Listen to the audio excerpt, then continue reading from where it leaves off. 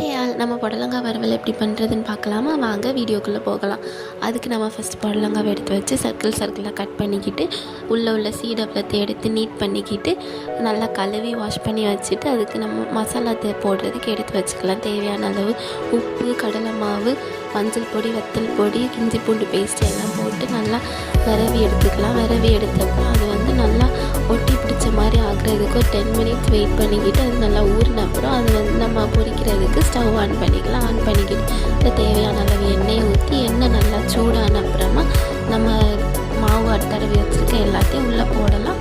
போட்டு ஒன்று ஒன்றா போட்டு அது ஒட்டி பிடிக்காமல் போட்டு அது நல்லா ஃப்ரை ஆனப்பறம் அதை மாற்றி விட்டு நல்லா ஃப்ரை ஆகிட்டு தெரிஞ்சப்போ அதை நம்ம பிளேட்டுக்கு மாற்றி எடுத்து சாப்பிட்டுக்கலாம். அது கிறிஸ்பியாக டேஸ்ட்டாக க்ரன்ச்சியாக இருக்கும்.